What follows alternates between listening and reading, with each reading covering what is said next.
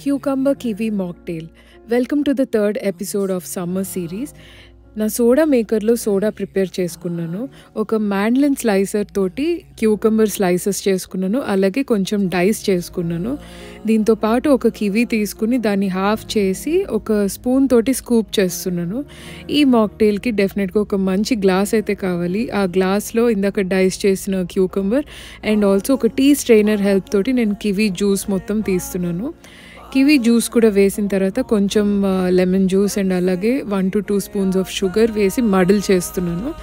Muddle చేసిన తర్వాత మంచిగా ఒక స్పూన్ తోటి మిక్స్ చేసి ఒక 6 to 7 ఐస్ క్యూబ్స్ వేసుకోవాలి. ఇందాక స్లైస్ చేసిన క్యూకంబర్ని ఇలా గ్లాస్లో పెట్టుకుని నేను స్పార్క్లింగ్ వాటర్ని ఫిల్ చేసుకున్నాను.